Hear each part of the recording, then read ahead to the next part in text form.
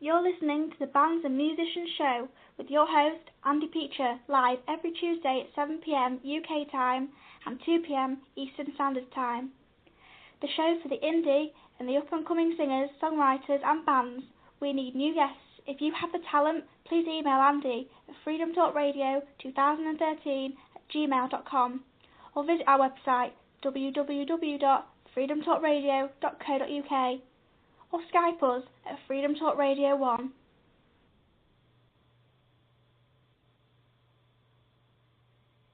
Yeah, welcome to the show. This is Andy Peacher, Bands and Musicians Night. We're hoping to have Vince Gelanies calling in very, very shortly. We've got Michael Unsworth, the singer-songwriter for Children Screaming to be Heard. freedomtalkradio.co.uk. Let's go! This is the most diverse, most amazing, one of the funniest radio stations you could ever listen to on the internet. I've heard so much stuff from the ups, the downs, the lefts, the rights. The politics, the non-politics, the schmolitics, whatever you want to call them. It's great. 5, 4, 3, 2, 1. This is freedomtalkradio.net, and you are listening to Freedom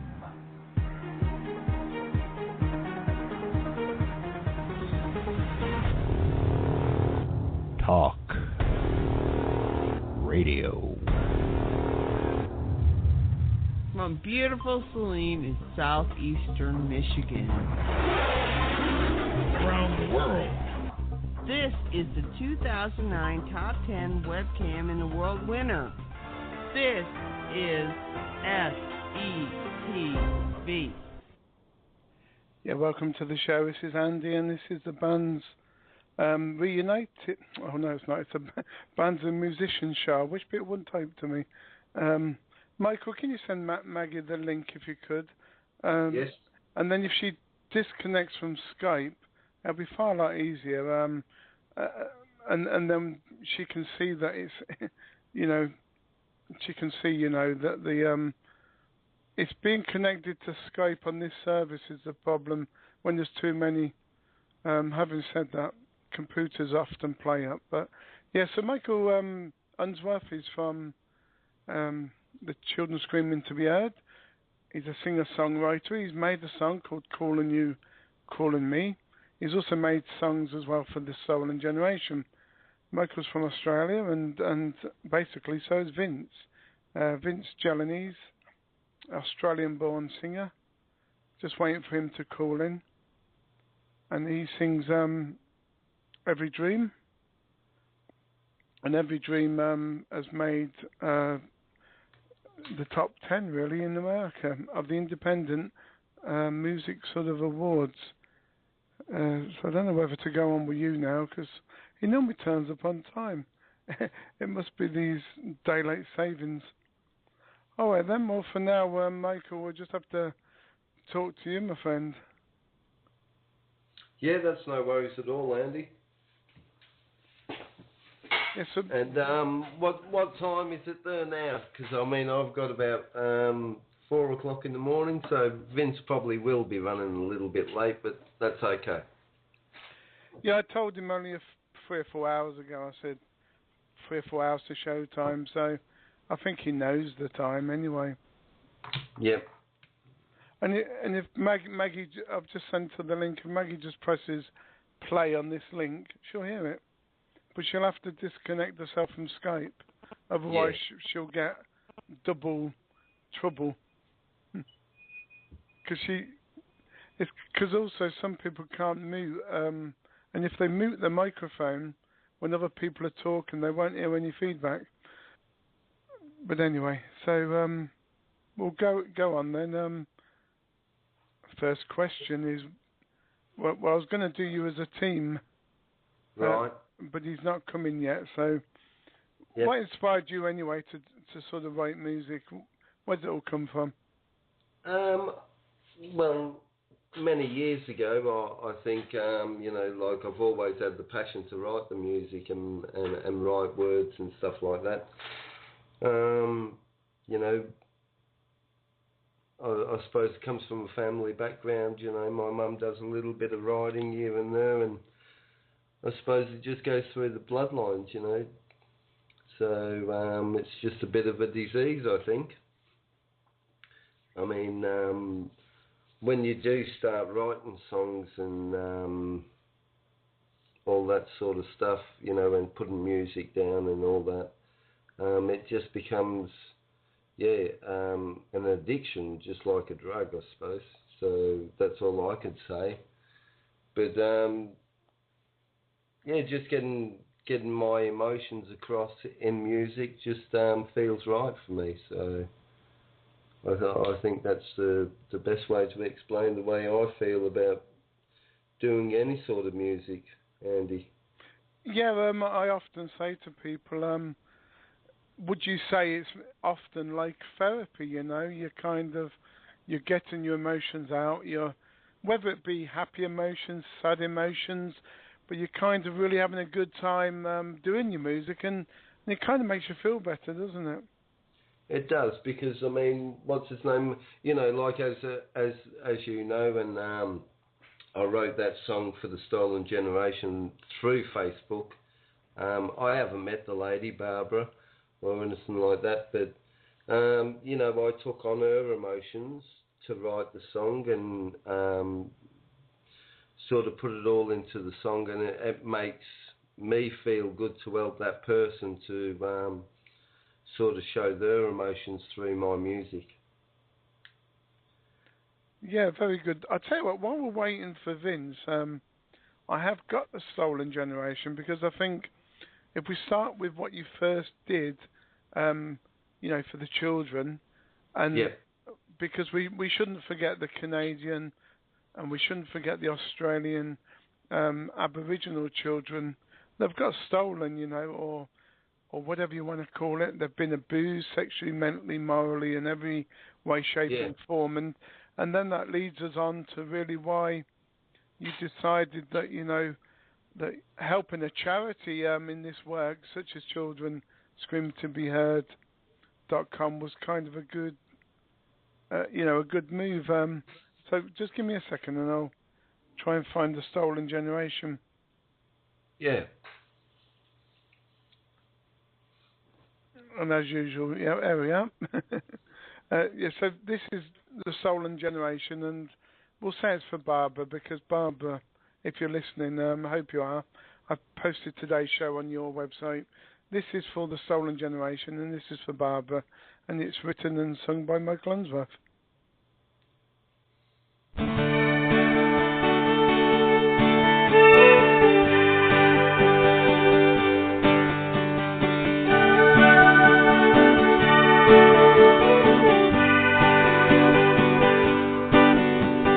Taken away from the mother's care, broken hearted that they did not care.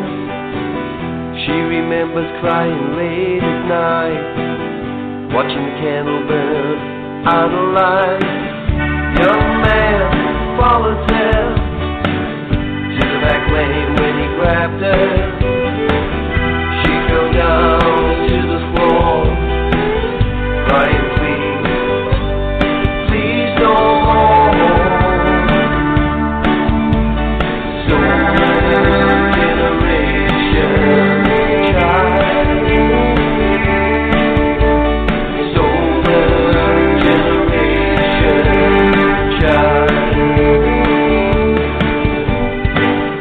Bruised and battered, but still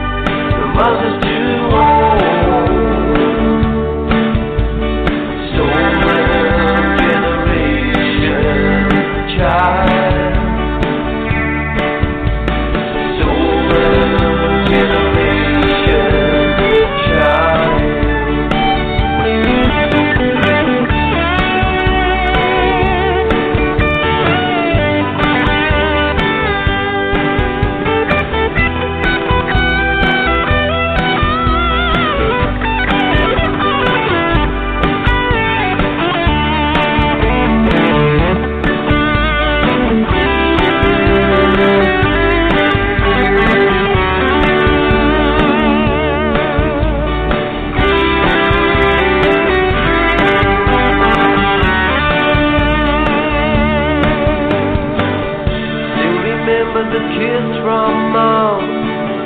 Now she's passed and now she's gone to the dream time where she'd wait for the kiss another day. Stolen generation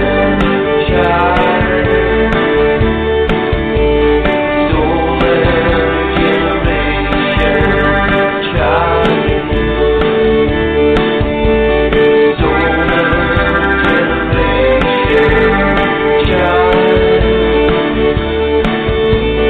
Stolen generation child.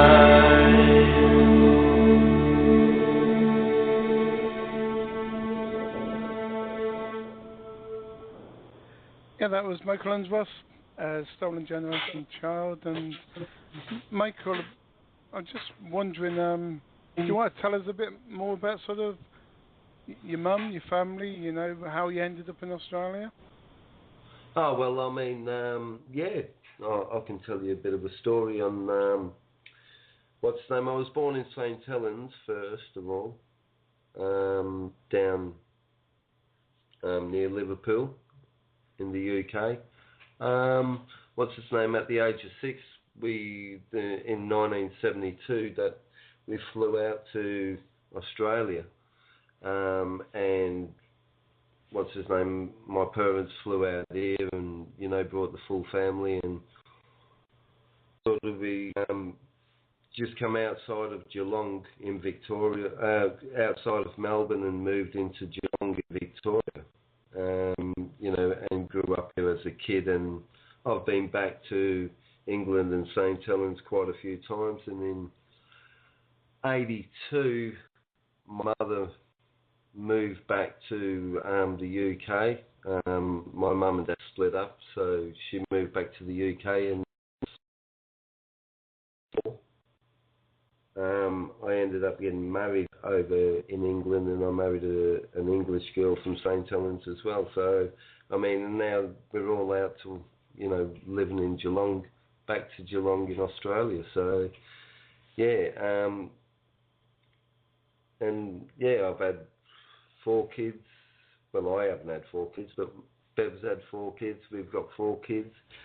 They're all in Australia, and yeah, I'm looking forward to actually coming over. I haven't been over to England since about '96, but it'd be really good to get back over there and do something for the UK kids. And you know, I thought, well, it'd be great if we could get back over there and help the charity Children Screaming to Be Heard with Maggie Tuttle, and you know, the people are part of Children Screaming to Be Heard, and let's do something for the kids, for the UK kids, because not many people know that they go through a hell of a ride growing up. So I think you know, if we could do something in the sense of write more songs, you know, to promote that the kids are being stolen. As you can see, Stolen Generation song for Australia, they were stolen, and so on. So, yeah. Well, just for the listeners, tell us what do you mean about Stolen Generation? I mean, it sounds like somebody somewhere is kidnapping children. Well, I mean, what's his name? You know, it all starts off with like there was a movie over here, Rabbit Proof Fence, and it's a really good little movie. You know, it's 3 Aboriginal girls, and what actually happens, you know, like the welfare or the government come in and they took these 3 little girls, you know, 3 little Aboriginal girls, and they've put them in a car and they've took them away. And it's a really good story, because when you watch the movie and all that, these 3 little Aboriginal girls actually get away, and the rabbit-proof fence what they put up, they started following that home. and what's his name, halfway or, a quarter of the way, one little girl gets caught by the government, and then the other two, the littlest one and the oldest one, get back to the mother and father, and it just shows you, the way they do things. Like, as an Aboriginal, they live off the land. I mean, they know the land better than the white people, because, what's his name? It's just born and bred in them. And it just shows you that they are two little girls. I think one was 11 and one was 7 or something. And they got all the way back, and they walked for 30 days or something back to their family, and then just hid away every time the government come, so they wouldn't get taken away. Yeah, so I can understand now they've been stolen, based on the sort of the Australian sort of version, and now because children have been stolen, and we've done that record, now they're screaming so desperately to be heard, and that's why. Oh, definitely, Andy. I mean, like it's goes back many years, as we all know, I mean, even before, like, Australia's only like 220 years old. So, I mean, before that, in the UK and before, it takes a long time for this stuff to come out, and sometimes it doesn't come out until people pass on and and die. And, as we know, we've got people dying and little bits and pieces which you think they were a good person, and doing lots of things for, children and stuff like that. You think, okay, they're doing all the right things and stuff like that, and then all of a sudden, when they've died, a little bit afterwards, they come out and, the truth comes out, as you know, and, they could have been a pedophile, they could have been anything, I mean, kids are stolen and sold and bought and sold and traded all around the world, and, I feel that it's got to come to a stop. And it will do no more than sort of our Maggie Tuttle thinks the same, and... Well, that's right. I mean, Maggie, she's, like a great talker. She's, she does her own work. She's got everything in order. And the first thing on her mind from, morning till night is bringing the kids home to be secure with the families, and I mean, I know that I'd have her on my side, which I have got her on my side, and, I'm trying to work with Maggie, doing the songs, and try and get more people involved, and stand up and fight, and try and bring these kids, back to their families. And, there is some cases where I suppose, some kids can't go home, but, I mean, there's cases where, like, where they, some parents, sell their kids off, and, I mean, that shouldn't be happening these days. Well, I'm afraid, Michael, it probably does, and Maggie is a great speaker, but not just that. You've said it already. She's a great role model. She wakes up in the morning, goes to bed at night. She neglects herself because she loves children. She loves justice, and she only does it because of that reason. Yeah, exactly. I just think, like, who would ever be better than Maggie to fight for the kids? I couldn't name one. I've never come across a lady like Maggie or a man like Maggie. She's got a lot of fight in her. At the end of the day, she should be running the country, really, I'd say. Better than David Cameron, Well, I was chuckling a little bit, thinking Maggie is definitely a man and a woman all in one, because you are right. She wears the trousers, she's got the voice, and the children love her because she's Maggie, mummy, grandma, mummy. You know, she's the ambassador really for the children. And we did have somebody, didn't we? I mean, a few years ago they used to thought Mother Teresa was this, Mother Teresa was that. No, I don't agree with that. I think the closest person to Maggie Tuttle would be Nelson Mandela, bless him. Yeah, exactly. You know, and yeah, I mean, unfortunately he's passed away, but yeah, for sure. I mean, like, that's the respect what I give to Maggie as well as, you know, Nelson Mandela, you know, I mean, what's his name? Yeah, for sure. Well, we all respect each other for what we're doing. You know, we're going to have technical problems along the way. We're going to have arguments. We're going to have emails that we're supposed to send. But deep down, we're here for one reason, and that's the children of the UK, and obviously throughout the world if we can help them too. But we must focus at the moment on these safe houses. 100,000 children plus every year go missing. 10,000 of them are from the care system, and it's got to stop, Michael. Well, that's definitely, it's got to stop. I mean, you know, I mean, it causes a lot of problems all the way through the country when people are, you know, hungry, no money, all that sort of stuff. So, I mean, it doesn't just cause one problem that we've got people on the streets. You know, we've got burglaries, we've got everything. People have got to survive, Andy. And, you know, I'm not saying it's right or wrong to take somebody else's stuff when it's not yours, but, I mean, it's, you know, some people have been bought, sold, traded, got away from that, and they can't go anywhere else but the street. And, I mean, this is why, really, we need a safe house in the UK. I mean, there's 86 million people in the UK.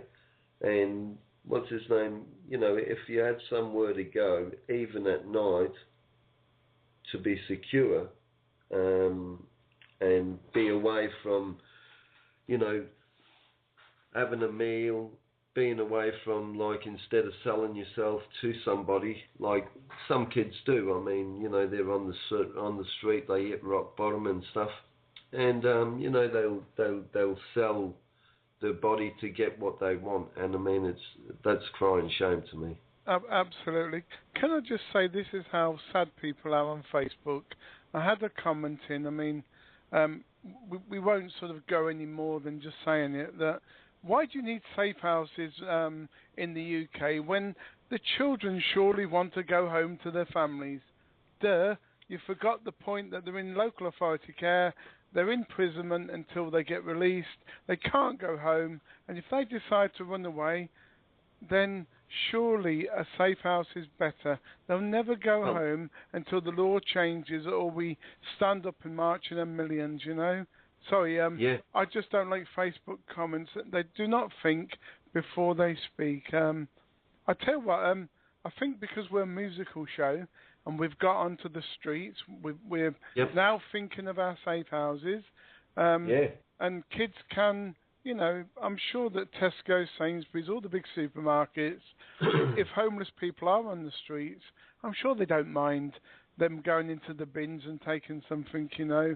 I do hope that's possible, you know, for the people that run away. And because if they're fed, watered and safe, you know, until the safe houses come, that's better than nothing. One particular person, Michael, is Ben. Ben in London. Stan knows Ben, Maggie knows Ben, and we'll play his song. Yeah, for sure. Down on my cardboard box, no one who cares, people just don't see that da da da dum, da da dum, da da da dum, da dum, da da da dum, da dum, da da da dum, da dum, da na na na no, da na na na no, da na na no. This heart that I'm feeling just won't go away. I guess it's eating me from the inside out. sitting on my box since 1995.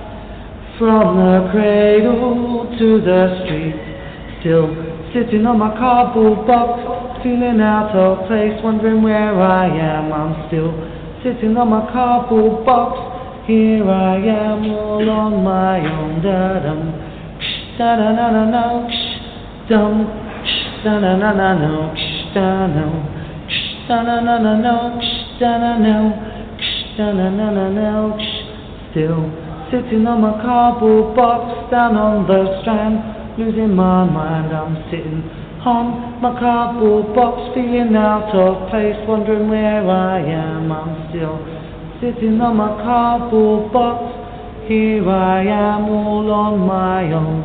Dum, da-na-na, dum, da-na-na, da-na.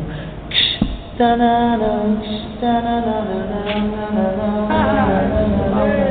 a cloudy day, when it's cold outside, I got the month of May. I guess you said, what can make me feel this way, my girl?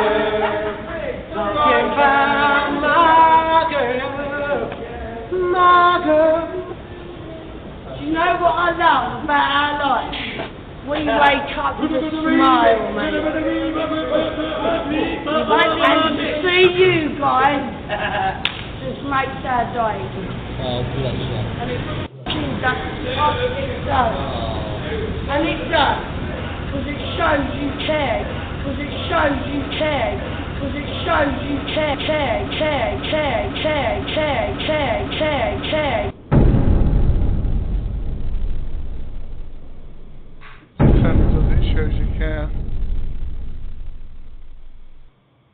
Yeah, it certainly doesn't. That was Ben sitting on a cardboard box. Poor homeless person from London on the streets. I was just thinking that record, it gave me another record, but I've lost it now. They was talking about another record, and Maggie, if you put the word Maggie in there, that would have been fantastic. Yeah. I mean, it's unbelievable, isn't it, how you can have people what just adapt to actually living on a cardboard box and, live in that way and think there's no other way. So we're just calling our lovely lady in because... Hello. Hello, that's better, isn't it, madam? Yes. Okay, you just sit there while we're just sort of discussing Ben and the cardboard box. I know, I heard some of it, yes.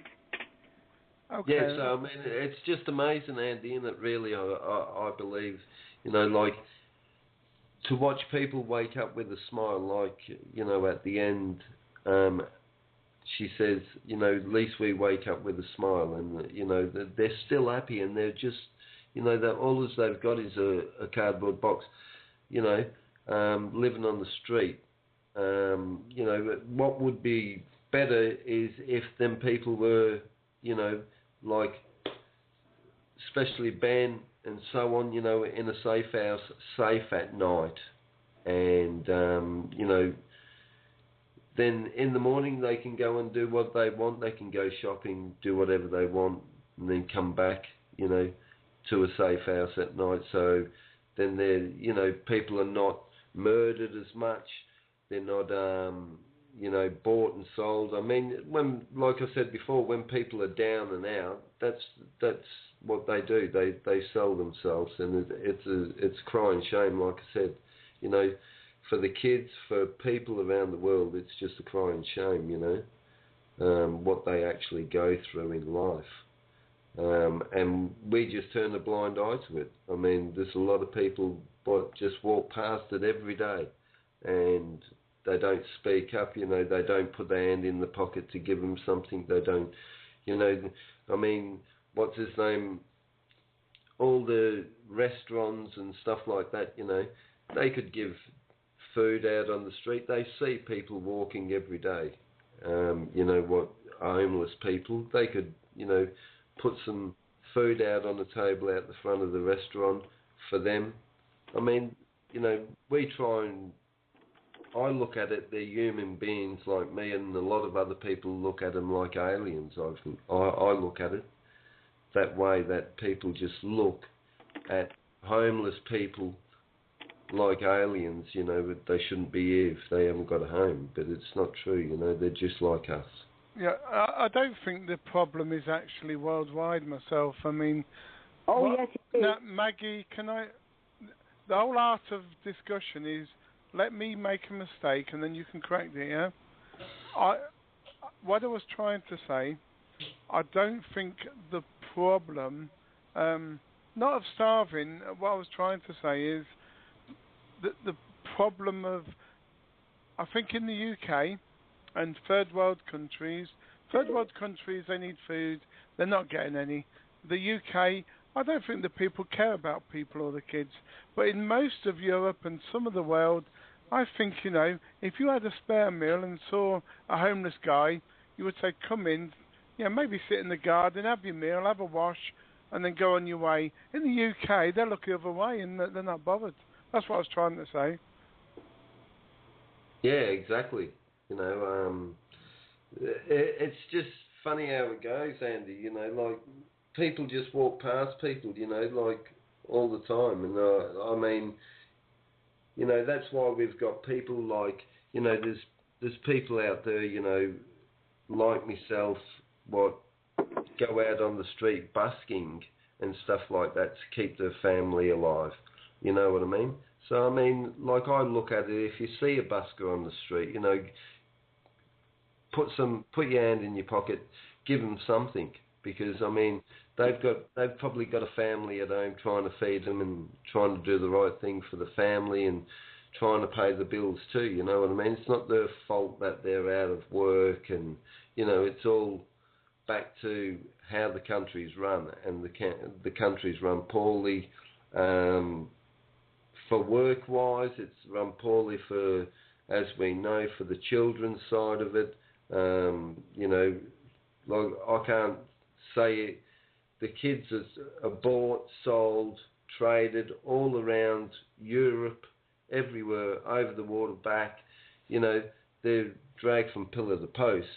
And, I mean, bloody hell, I think, the government's got to look at it and go, okay, we've got to do something about it.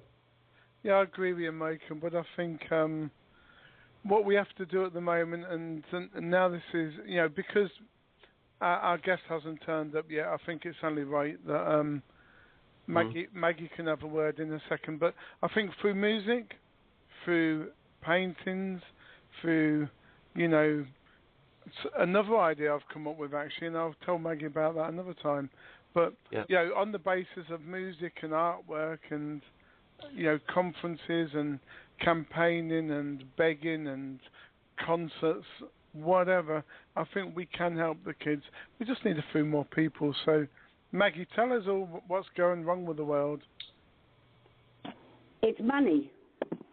All money, and to do with the world population, which used to be the Eugenics Society. I'm sure you know about that. And all to do with cloning. And I must say that this week, or all over the weekend as well, that on Channel 4, they're asking people, do you want to clone your dog? Now, this is a big front, because they've been cloning or trying to clone people, the population, for a long, long time. And all as we hear is there's not enough food in the world to feed the population. There's too many people in the world. And that's all you hear. And yet you can drive around Southend, where I am, in Essex, and there's thousands of millions of acres in the whole bloody country. So why are farmers being paid by the government not to grow the food? And this has been going on since, well, I know from 30 years ago. So, of course, there's a shortage because they want to grow the food for the population their own way. It's control. So it comes back to your question. Everything is down to control. As for the kids in care, they don't have a voice, as we all know. They're put down as ADHD. There's no such thing as ADHD. They keep putting these kids down as having learning disabilities, behavioural problems. They move them from home to home. And the kids never have the love, bedtime stories, all the things that these lovely little kids have. And I love naughty kids, because when kids are naughty, that's when you sit down and you have a little chat with them, and you have a little laugh and a joke, and you use the word, we compromise. But, no, nobody. The children have to do as they're told to do, especially in the care system. Birthdays, Christmases, they don't see their families. They'll be lucky to see their families. And the great thing is Michael has written that song after learning of the care system, how children do not have contact with their families. And they can't call them on the telephones. There's no postage, there's no letters, there's no contact. So, of course, calling you, calling me, it says it. I have to cry when I hear the song. And I don't like to let you guys know, because it's not fair, because you're all working as hard as me anyway. And without you guys, there wouldn't be Children Screaming to be heard as big as it's gone. And I mean, it's fantastic that we've got Michael from Australia and Jeff as well, and others, and Bev. And they want to help the children here. And these poor little kids in care, they're put on drugs like Ritalin. Well, Ritalin it is written down that Ritalin is more or less equal to cocaine. So, of course, when these kids are coming out of care and they don't get their Ritalin anymore, they're already drug addicts from the care system. So, people, the everyday people walk around the streets and they look at the homeless people and they're, oh, yeah, all from the Jeremy Kyle program. Look at them, all the same, deserve what they've got. My God, if only people knew how these children suffer. If only, I tell you. And I tell you what, if I'm up in heaven before any of those MPs or any of them, I will send them to hell to burn. They'll never go through the gates of heaven, not for what they've done to the thousands of children. They've been selling our children for centuries, selling them, abusing them in every way. But wherever you go in the world, you say, do you know of the children who are suffering in England? Children suffering in England? What are you talking about? Children don't suffer in England. You have all these wonderful services. Do we really? People don't know about the paedophiles and, well, they do know a little, but they don't know it's big time from the top, from the very top. Look at the Cyril Smith thing that's in now. We've had the Jimmy Savile, in comes the Cyril Smith. Our police force and governments have known what's been going on to these children since they came into power. But they don't do anything because, it's the all keep it in the Old Boys Network. That's what it is.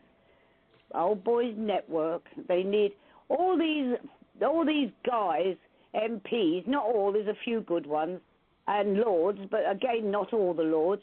They need throwing out of government. What do they know? They're so old. They're too old. They don't know anything. He's throwing out and bringing people who are the working class people who know what's happening. The truth is always with the nation. Yeah, you'll have to stop me, Andy, otherwise I'll just rabbit on all night. You know I will. No, I wanted to say, earlier on you was mentioning about dogs being cloned. I mean, it is a fun, because a lot of dogs and cats, they're more abandoned, I suppose, than the kids are in a way. So why would they want to clone them? Like you said, it's a fun. It has been going on for at least 5 or 6 years, and the first experiments on humans have already happened.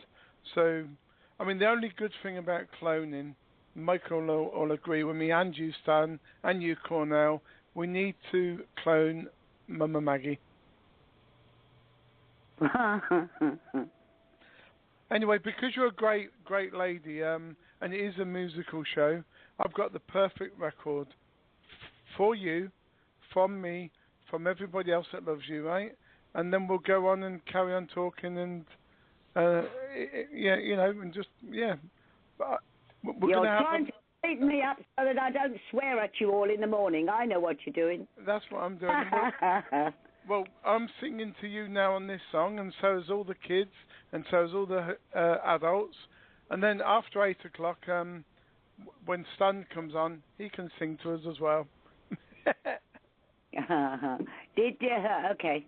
And we must say thank you to the Emperor Roscoe as well, because I've just had an email in, and he's doing other things for the children screaming to be heard, and for Michael.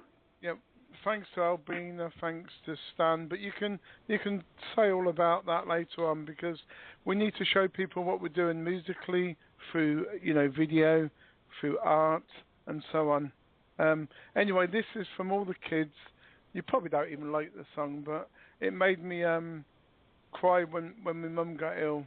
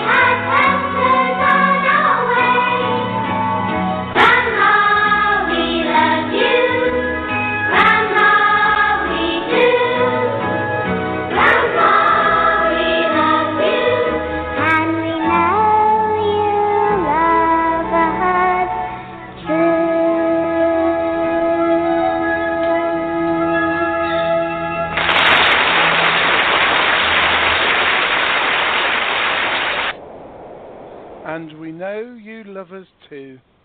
Maggie, what do you think to that? I cannot comment, being a nan, being a grandmother who has lost her grandson. I can't say any more than that. But thank you, Andy. Thanks, Michael. No worries, Maggie. But, yeah, coming back to the cloning the dogs, well, this is just the beginning, and this is how they get things out to the public first, you know. So it's when you've been doing this for 40 years, you know how the governments work. And, you know, something can be said today, and it'll become passed as a law in 20 years' time. You know, they're so evil, they really are. But I think the most evilest thing on this earth, and I didn't know what was happening until 3 years ago. I knew a little what was going on with the children in the world, but not to the extent that I've found out in these 3 years. Michael, it's horrendous. Absolutely. Can you imagine little babies, 3 to 6 months old, being seduced? That is terrible. And I get the info in. I have to read it, and I'm sick reading it. But you have to become strong, because if you break down, you can't help the children. So you've got to put aside the heartache and carry on. You must. And until, as Andy and everyone says, until the people come out en masse and march, instead of marching for their bloody benefits or their bedroom taxes, come out and march for the children. But they won't. They won't. I don't know why. It's not money, is it? I mean, when I was at the legal aid meeting some weeks ago with all the solicitors and barristers and lawyers and things, I met a lot of very nice people, but there was over 2,000 there. You know, anything to do with money, they're there on the streets. But we in little, you know, as we are. But I think now that we've got Michael, we've got Roscoe.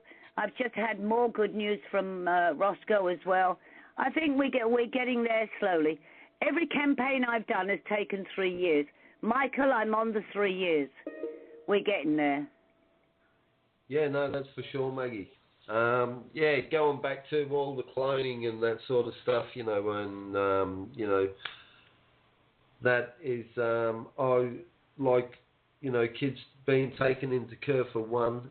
You know, obviously there's some parents out there what can't look after the kids, and that's fair enough, you know. I mean, we look at it and say, okay, you know, we might have 10 or 15% of them people what have got drug addictions and they can't look after the kids, and, you know, they want to sell the kids or whatever to fix their drug addiction up, and which people do that.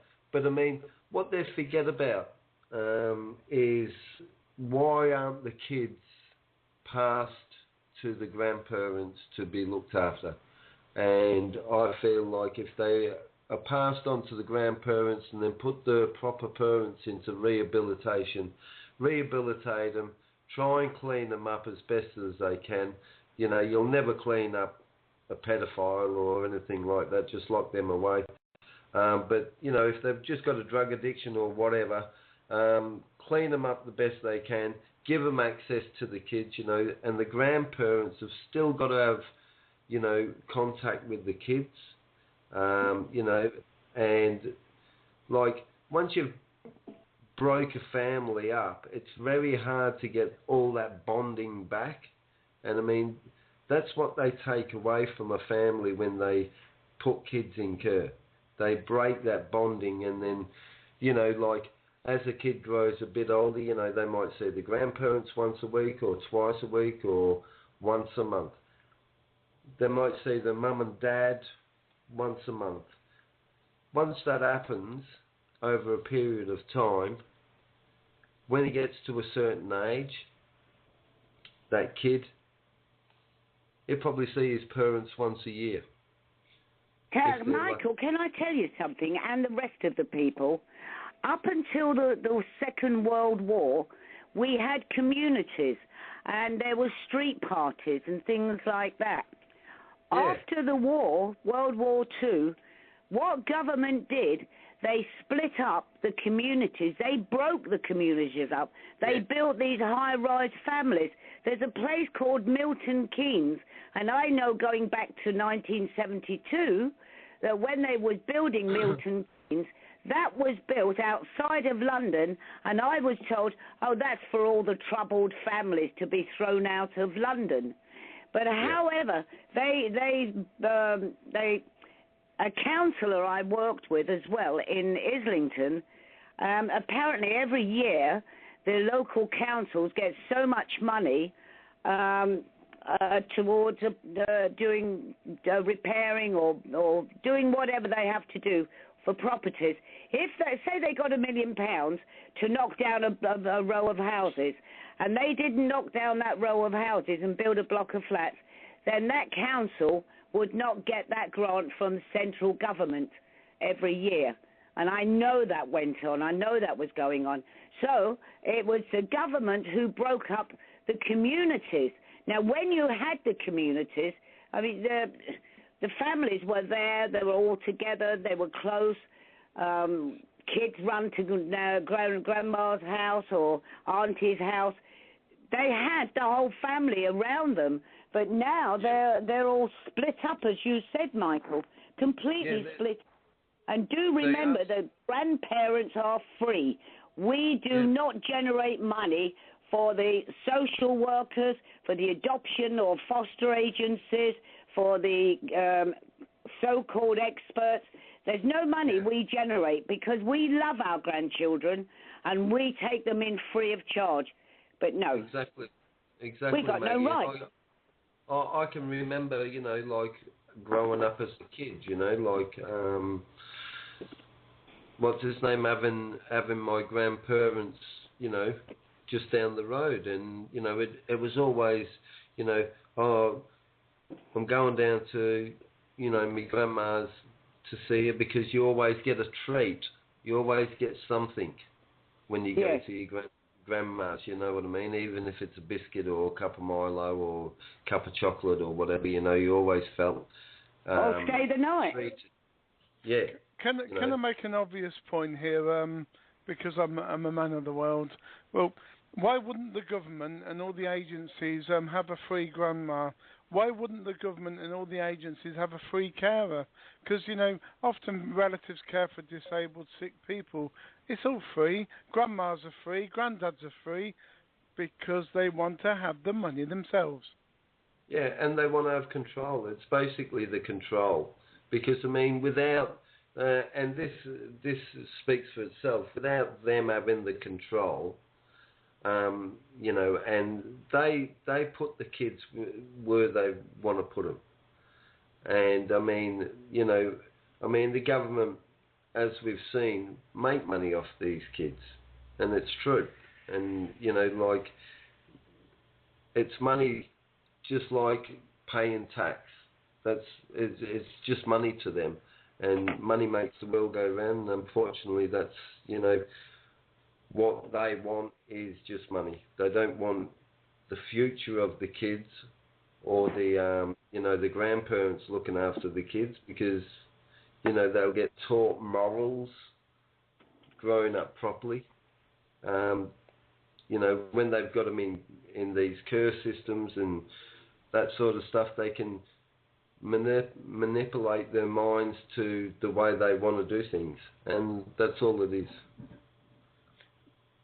Yeah, absolutely, Michael, and I don't know how we're going to change it, but we're sure going to try. What's his name? We can change it. I believe that we can change it, and it's just, it's just getting people together. Look, you can't just get 1,000 people or 2,000 people together. We need, you need 250 to 500,000 people to stand up against this in one community at one time.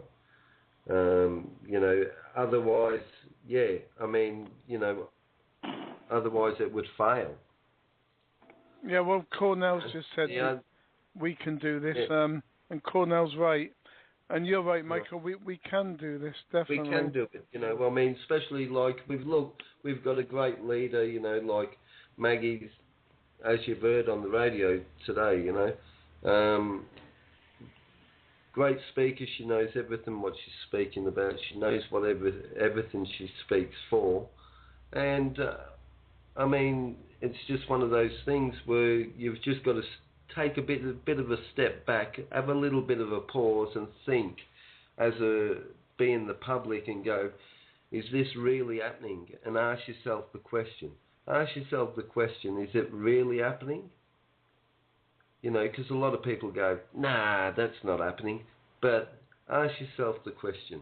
If you're listening, ask yourself the question, is this really happening? And open your eyes to it and have a look around and start having a little bit of a look into things and see how far. I bet you don't stop looking after you find one or two little things. I mean, Maggie's been doing it 40 years. I mean, she does it because she loves the kids.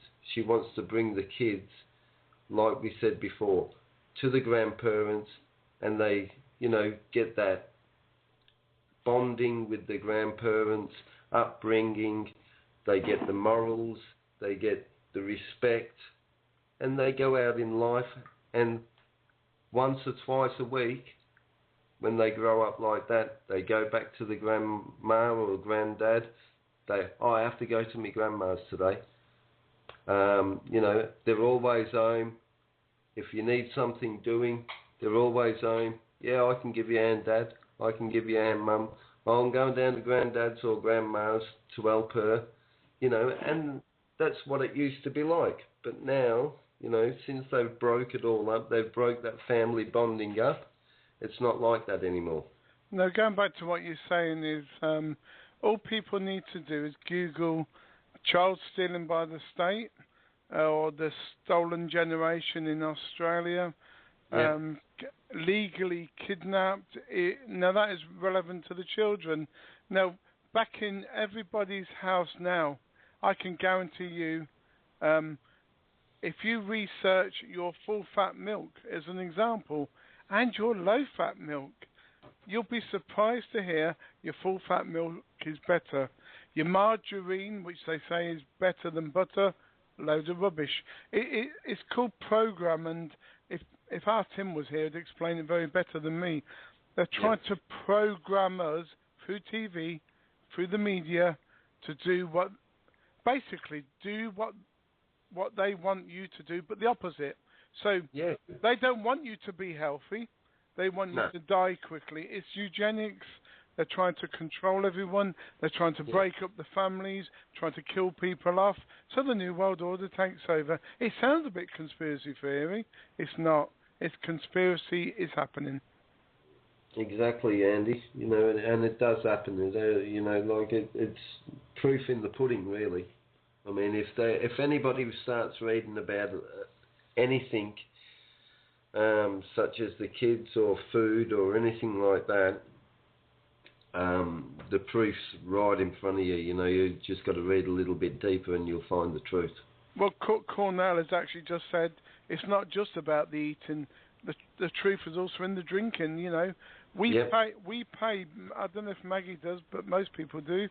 We pay something like £40 a month to have water through the tap, and you can't drink it. I think you'll be lucky if you can wash with it, because it gives some people skin rashes. So the water is supposed to be purified and fresh. That's a joke, and you have to pay for it. The TV license, well, if you don't watch TV or you only like one channel, then, you know, again, it's programming. Yeah, it's everything to earn money. Everything to line the pockets with the money. I mean, so they can. The more money you've got, the more control you've got, isn't it? Now, tell you what, because we've been talking about the children, and in case Vince does come on, if you're listening, Vince, we're waiting for you. We'll play the song which makes us all proud of you, Michael and Maggie, and the charity, and all the children out there. Well, it does make us proud of the children. It makes us cry to hell, but we'll have to play the song because it's a brilliant song, calling you, calling me. And if anybody wants to buy the record, I mean, it is on CD Baby, and the link is www.cdbaby.com/CD and /Michael Unsworth. You can also go to childrenscreamingtobeheard.com, look on the right side, little baby with the headphones on, and you can buy the song from there. So from the next track from Michael Unsworth is calling you, calling me for the charity children screaming to be heard.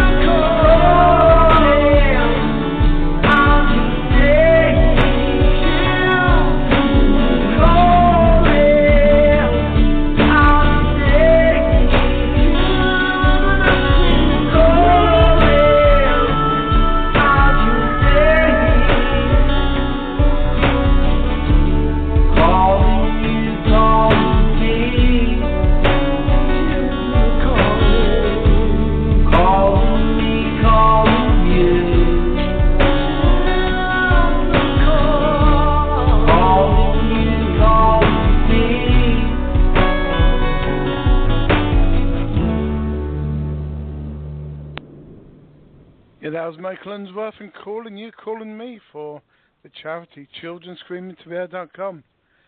We have Michael Unsworth here, and welcome back, Michael. We have Maggie Tuttle.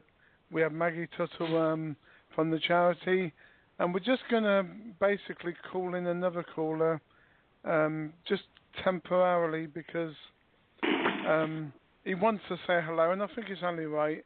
I've been promising God bless him Cornell for a long time. I've told him only to talk about things very briefly, because we've got other people to come on as well, and then you can just sit and listen. So, Michael, do you want to carry on talking while I get Cornell on? Yeah, no worries. I was just going to talk about, the song. We wrote that song for children screaming to be heard, and it was funny because I was driving down the road, and I'd been on the phone to Maggie, and we used to talk a lot on the phone when we first got to know each other.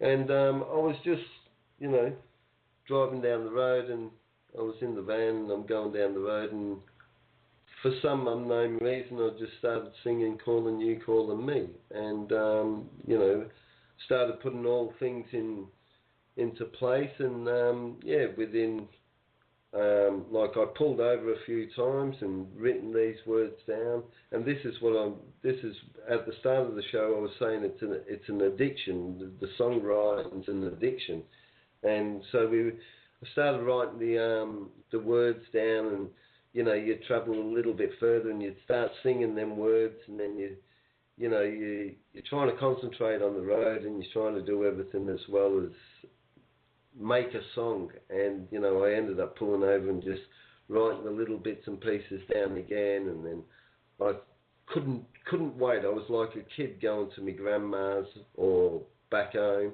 I couldn't wait to get home to start piecing this jigsaw puzzle together.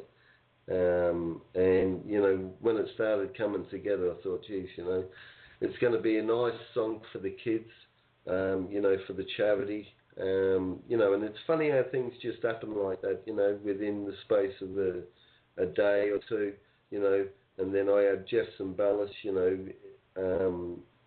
working on the music side of it,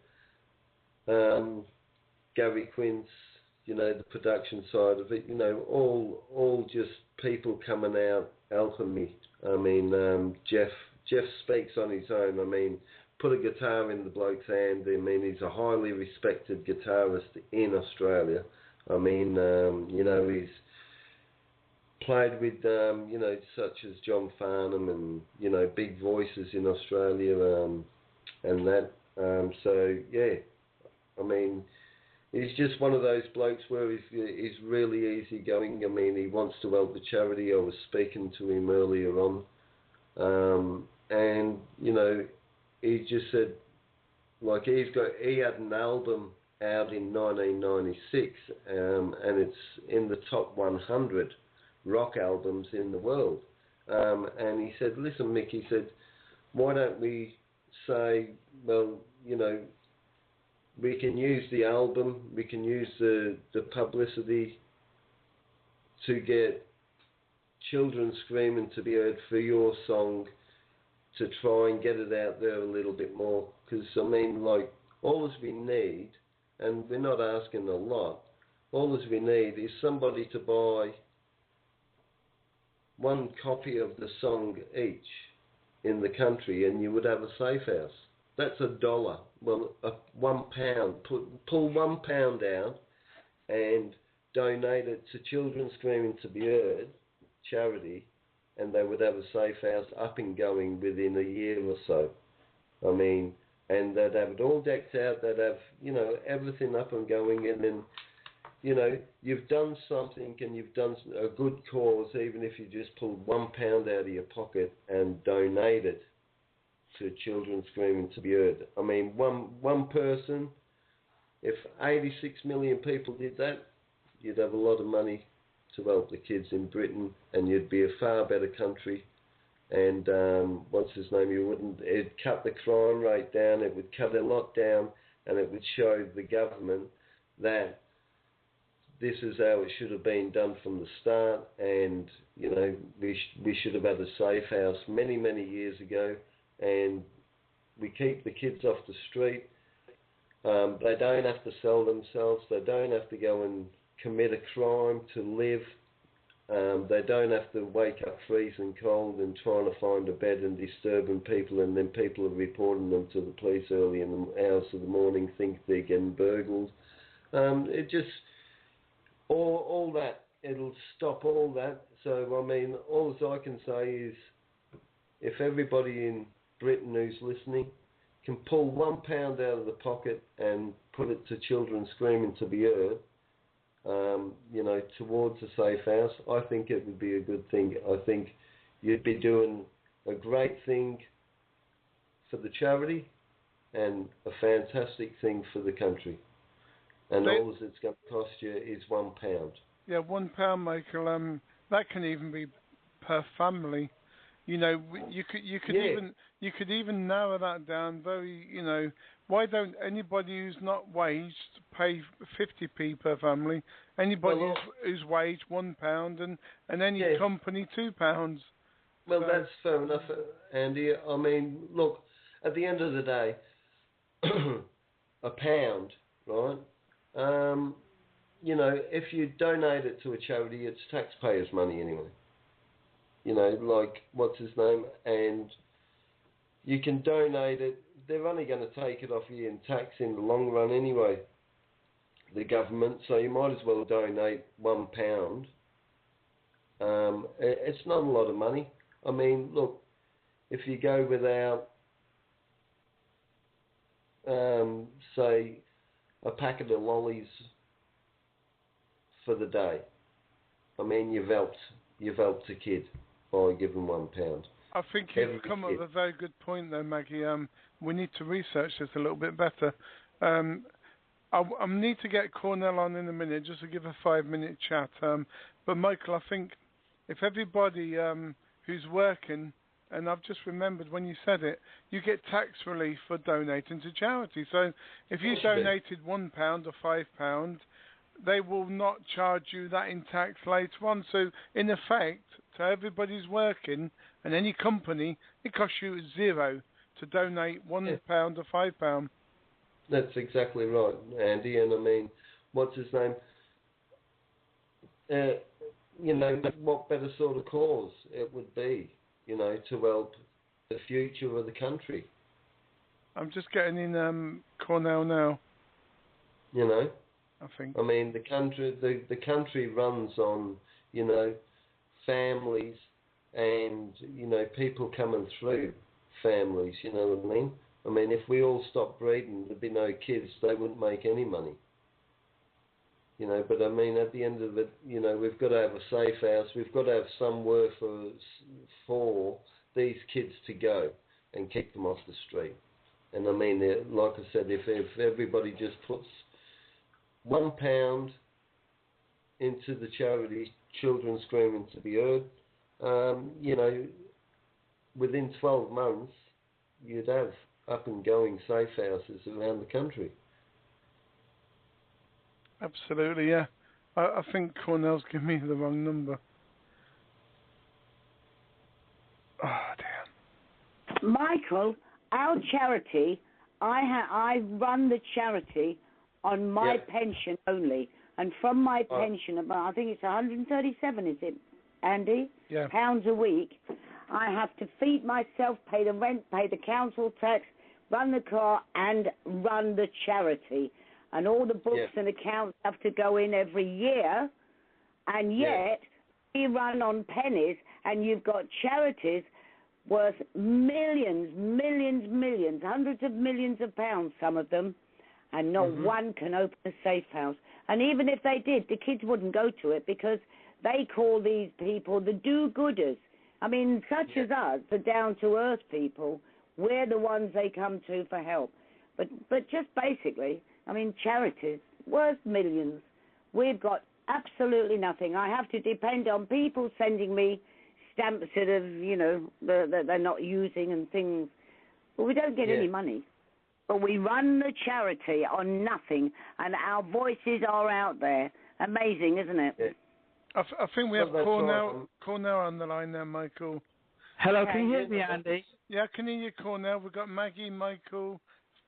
Cornell, did you want to say a little bit about your, obviously your situation?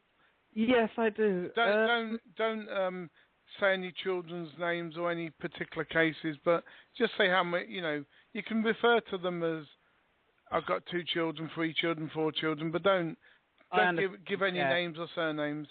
Yeah, okay, yeah, that's understandable. Yeah, basically, so I've got my children, obviously, who's been stolen by the state, and I think it's totally unfair because I believe that everyone in the world needs a little bit of help and support, you know, and you know, it's really sad how the social services is doing this to young people. It shouldn't be happening like this, just to make money out of us and, you know, charge us bedroom tax. And I just basically wanted to say that also they're poisoning us with chemtrails in the sky as well, and that's how people get cancers.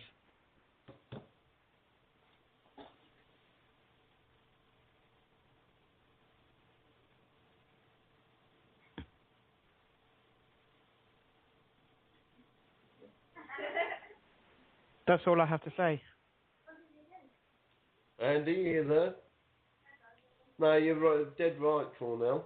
I mean, what's his name? Yeah, to take your kids away is one, and then, you know, you've got the chemtrails as well. You know, they try everything possible these days, don't they? Yeah, just really wrong. I mean, you know, you think that we'd be living a normal, happy life in the world, and you know, it's not like that at all. You know, I've been learning some stuff, you know, and I think that Maggie Tuttle is very good. You know, she's been educating me quite well, and I've been listening to what she's saying, and she's right, exactly. I totally agree what she says. Yeah, no, so do I. I mean, you know, going about the kids, and like you're exactly right about the chemicals in the sky as well. You know, I mean, you know, that's just like, and then also the food. You know, the chemicals in the food, and then they say, oh, the kid's got HDA and all that sort of stuff. You know, and then they giving them tablets for that. You know. Just to take or slow them down or take their life from them, so they don't live as long. You know what I mean? Mm.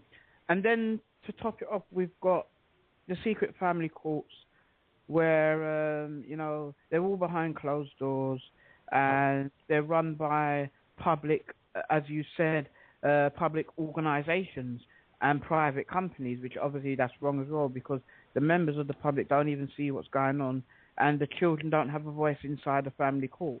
This is it's public. It ain't public at all. You know, it's totally wrong, and it's just not right. I mean, if any jurisdiction was happening in this world where, you know, we need a load of people to come together, you know, I believe that children should have a voice, even if it's, you know, through Skype or a mobile phone or something. You know, I mean, we have our human rights. Well, everybody's got the human rights, but I mean, what's his name? That's just being, then again, stolen away from us, you know, secretly. You know, and it takes yourself, Maggie, Andy, myself, you know, to speak up about these things and pass the word on, and so then people will find out a little bit more about what's actually going on.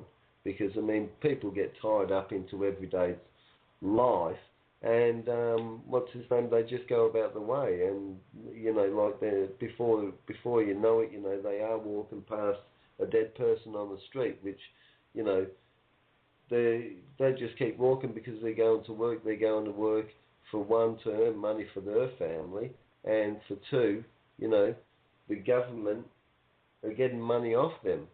And they're not worried about a person in a gutter or on a cardboard box, or your family, my family, or anybody else's family, as long as the world keeps going around.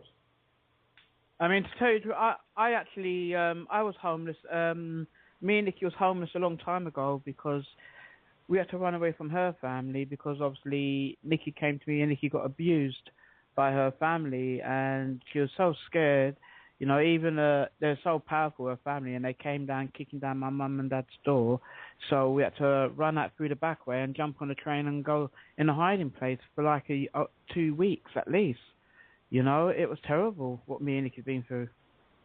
Yeah, no, it's shocking. I mean, I understand where you're coming from there. You know, but what's his name? Yeah, I mean, like, you know what it's like, and millions of people don't. And that's what we're trying. That's what we've got to do. We've got to make them people open their eyes and think out of the box of not just going on every day of life, caring about the other public people what are around us, and showing them, you know, like when I walked down the street many years ago, you know, people used to say hello to each other and smile at each other and stuff like that. You walk down the street now, it's all changed. You know, people, don't even look at you, don't even acknowledge you anymore, unless you make the first approach change. Yeah. Right? If you make the approach and say, how you going? Or hello, good morning, or smile, then that person takes it on board. I mean, apart from, you know, until you do that, nobody will acknowledge you walking down the street. That's right. You know, and that's the difference in the world, what it's becoming. I mean, like when I go out, you know, not every person, but when I go out, you know, if somebody, you know, like you're walking in the shop and somebody opens the door for you, a lot of people don't say thank you anymore. I just want to say briefly, because I don't want to say too much. You know, I make it short and sweet. I've got no criminal convictions. I don't drink. I don't smoke. I don't take drugs. You know, I've never harmed a child in my whole entire life. I've got clean CRBs. I've got medical records. I've done my parenting class. You know, so has Nikki as well. You know, but every time when I go into the family courts, they sweep it under the carpets. And I actually miss that one little moment, you know, like the Christmases and all the stories that I used to tell my daughter, you know, my children. You know, I'm not going to say their names, but, you know, I loved reading to my children, but I don't get to get it no more with them. Yeah. Michael, I can honestly say Cornell is one of my family, one of my children, and I've got a lot of kids out there. At least I'm not like the bloody government, so I don't charge to look after the children. And Cornell is one of my little babses, and he's a lovely little boy. And I've been in his company a few times, and he's so caring, and he's a lovely child. Young man, I should say. I call all my He's our brother, Michael. Michael, Maggie and Cornell. You are brother, my friend, and so is Nikki, our sister. Thank you very much. It's so tearful. I tell you that now. You know, I mean, like when you see things like a fun fair now, right? And you got children, you say to them, you have a little £5 on your little £10. You say to your children, do you want to go to the fun fair on a couple of rides? And you enjoy yourself. But we can't do that no more. I'm going to write a book about my whole entire life, what I have been through.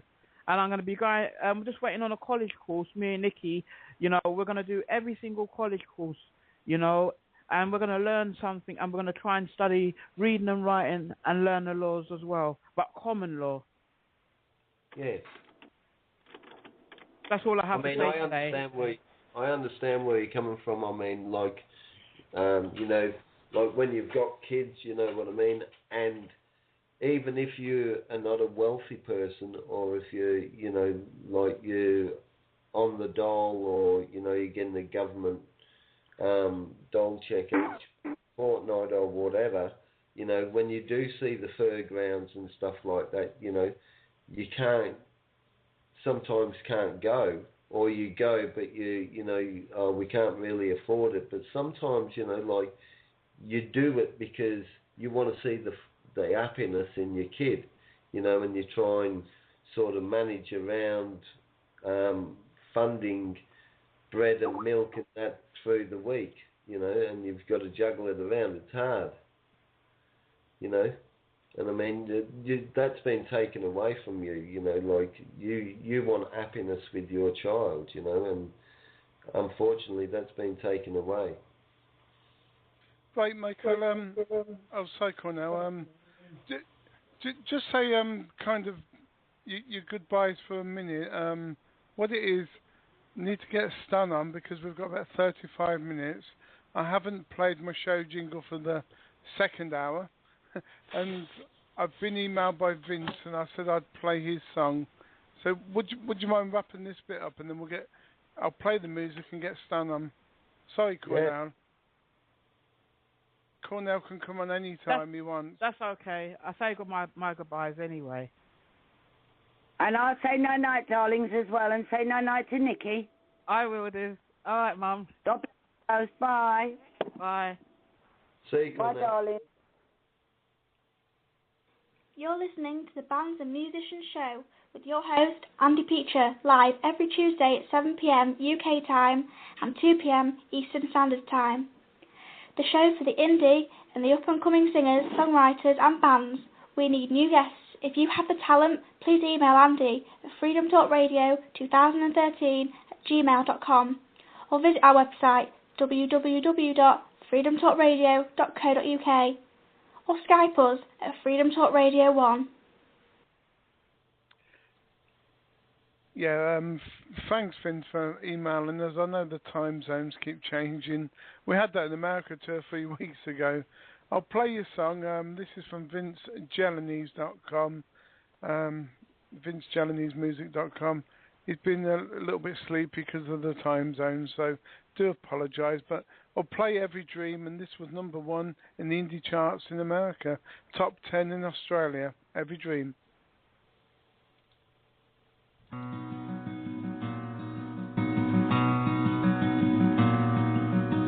Color of your hair, sweet smell of your skin, as you walk into my life, the lover is a sin.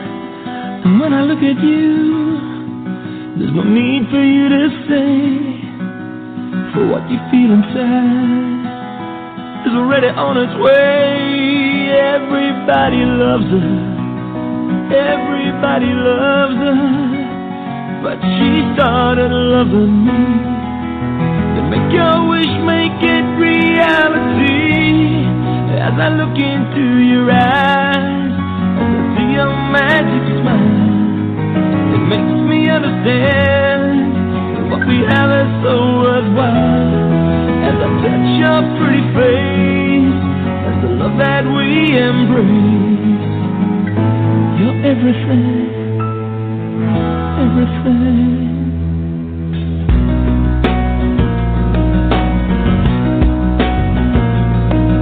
Feel the rhythm of your heart if you're lying next to me. You're a river of love that got us out to sea. When I hold you in my arms and I watch you fall asleep, the emotion, the passion runs so deep. Everybody loves her, everybody loves her, but she started loving me. To make our wish, make it reality.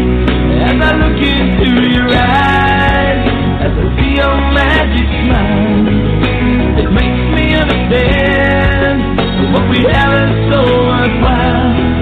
As I touch your pretty face, as the love that we embrace, as I am yours, as you are mine, believing every dream I've ever dreamed is the dream I dream of you.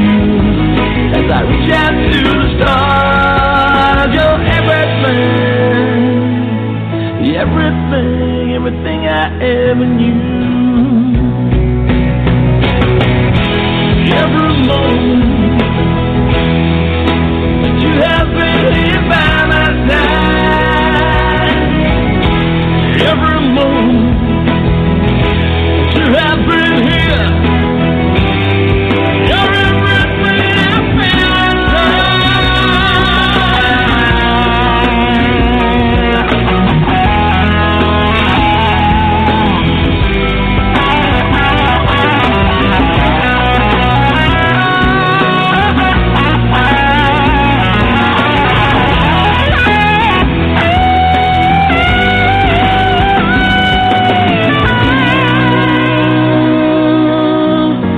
Everybody loves her, as I am yours, as you are mine. Believe in every dream I've ever dreamed. It's the dream I dream of you. As I reach out to the stars, you're everything, everything, every dream I've ever dreamed. It's the dream I dream of you. As I reach out to the stars, you're everything. Everything, everything I ever knew.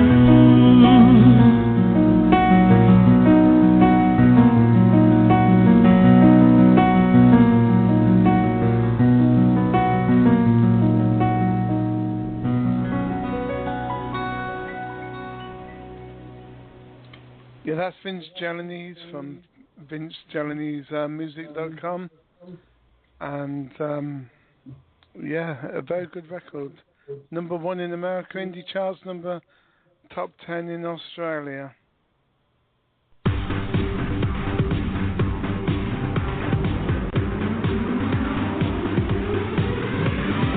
freedomtalkradio.co.uk.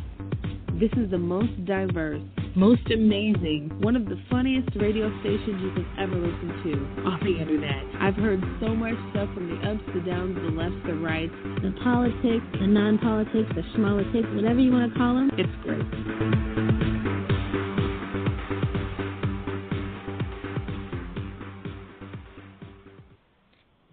Oh yeah, welcome back. It's Bands and Musicians Night. Linking into music, linking into child stealing and all the stuff that's going on in the world regarding the kids. Got Michael Unsworth from the song Calling You, Calling Me and childrenscreamtobear.com. We've got Maggie Tuttle, the founder, and we've got Come On Baby, Let's Rock, Stan. We've got Stanley here. Welcome to the show, Stan. Hello, Andy. How you doing, mate? No problem. We got Maggie and Michael. Hello, Maggie. Hello, Michael. Oh, how you going, Stan? Yeah, right, mate. Oh, it's all gone quiet. That's good. Yeah. Where's our leader? We need some leader inspiration, and then we can sing later on, Stan, with your tune. Well, I don't know about singing, but I can play some harmonica for you. Yeah, that'd be good. We just need our leader.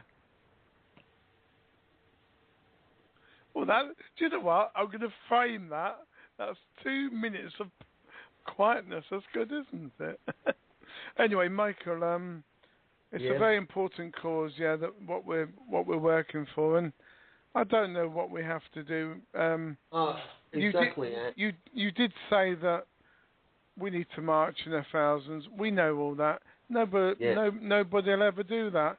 So basically, dozens of us need to do something really bizarre that's not going to get us into trouble, but it's going to be a wow factor. It could be the concert which Vince, from that last record, has said he will come and, and all that. I mean, what they've got to understand is, like people have got to understand that putting their time for free to come and do a concert and for the children screaming to be heard. You know what I mean? Because, I mean, if we did it like such as the Band-Aid concert or something like that, we haven't seen much of a change for the African kids, have we? No. Really? No. I mean, so obviously all the money, the 50 million what they supposedly raised, didn't make a big change. So I would be thinking, like if we can all get together, it's a little bit of time, but time costs us nothing. My time's free. I was put on this earth, through my mother and father, and I just breathe fresh air, and I love life, and I'm willing to do it for free. And I'd like a lot of artists to come forward and support children screaming to be heard and do something for nothing or do it for free, and you'll see the outcome later on when, you see a safe house, you don't see homeless people on the streets, it cuts down the pedophile ring because they're not getting as many kids as they were. It stops a lot of things. So, I mean, I'd love to do a concert and bring it all together for the kids. And, there'd be, like Maggie, she deserves it and the kids deserve it, We'll deserve it. We'll deserve it. Yeah, to have this safe house, you know what I mean? First of all, the UK, needs a safe house, and I think they need a safe house. Like it's a very small country. I mean, you've got 86 million people, and where I live in Victoria, and you can fit England in Victoria 3 times. So you can just imagine that's one state of Australia. So you can just imagine how small England is, and it's got 86 million, and you've got 22 million in Australia, the size of Australia. So, I mean, there's a lot more kids over in the UK on the street being sold, traded. So yeah, I think we really need a safe house for the UK, and then hopefully it'll set all the other countries on the road to get safe houses around their countries as well. Yeah, we've also got to thank Albina. It's the world's first, when they're going, people like Albina, they're going to paint these pictures. And I think I don't know if it's God, if it's spiritual people, if it's just very good luck and timing. But, imagine, Michael, that we've got a cause and then somebody says, I've done paintings. And I don't think she has a lot to do with, I don't think she's lost her kids and all that stuff. But somehow, through her goodness and emotion, she's, managing to paint these pictures. And they're amazing. And the same as you, I don't know what's going on, but, you managing to do the right records at the right time. And then we've got Tim Spearman. He's managing to do the book at the right time. The only thing we do need is a bit more activism. And I'm not sort of pointing any fingers now. I know people are thinking, da-da-da, but don't think it that way. I'm not going to point any fingers when I say this. This is totally my idea. I am personally, I'm a bit mad, but a bit clever with it. I want to block the motorway off in London. I've got 5 police forces involved. I'm hoping I can do that. If I can't do it, it's not. It doesn't work. I've tried. Nothing lost. We've also got 50 odd people definitely going to come. I know 50 cars will be there at least. So that's definitely going to happen. Now, that may not bring in the big media. Everything we're doing may not bring in the big media, concerts, whatever. But we've got to keep trying. But what I think the weakest link is, and now Maggie will probably kill me for this, but with the Holly Gregg cover-up in Scotland, and Robert Greene and Tim Rusty in jail several times over the last 4 or 5 years for speaking the truth, I think if we can get at the paedophiles and not so much name and shame them, but shock them, big time, every day, every week, in big numbers, I think if we get rid of the paedophiles, we'll probably get rid of all our problems. And we need to do that via newspaper articles. And this bit is what I'm apologising for. People to have the strength to do videos and put it on the internet about what's really going on. And, well, we've all got to try and be a bit more braver than we are now. Yeah, it's just basically standing up. Stand up and do the right thing, Andy. I honestly think to myself, well, the first thing, is what will make a change is people putting their hand in a pocket to a good cause. And the good cause is a safe house for the UK. And if everybody, like I said before, if everybody just puts their hand in the pocket for £1, and donates it, you will get a change. The change will happen by the safe house because you'll have people, the kids and people, homeless people and stuff off the streets, and they'll be secure at night, for one, and the other kids won't run away from the care system and that they've got somewhere safe to run instead of running. It's like running down a blind entry into a pedophile's arms. You know what I mean? There's nothing worse. There's nothing worse than being a kid. I know, like as I was a kid, walking the streets at night, being cold, drizzling rain.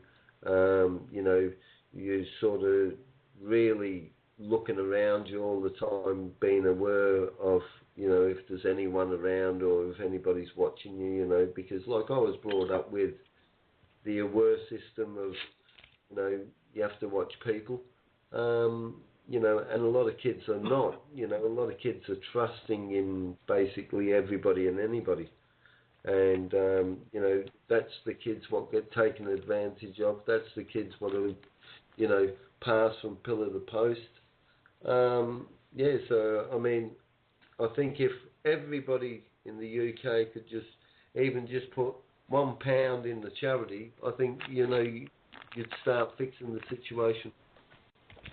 Yeah, I mean, I've emailed today and yesterday because I had to delete everything, you know, to clear my email box.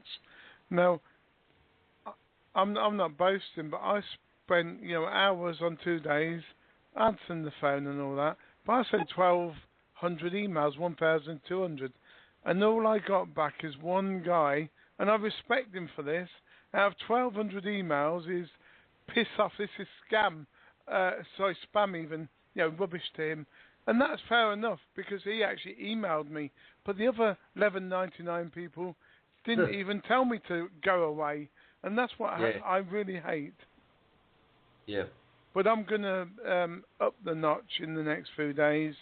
I'm actually going to be calling people and then saying, look, would you like to hear our promotional song? It's for a charity. You know, ring them up, I think. Get the proper email address to send to the people that you talk to. Because I think when you cold calling, they go into spam anyway. Yeah. Well, a lot of it does go into, you know, like if you email and stuff like that, goes into like the junk mail and stuff like that if you don't know them and that.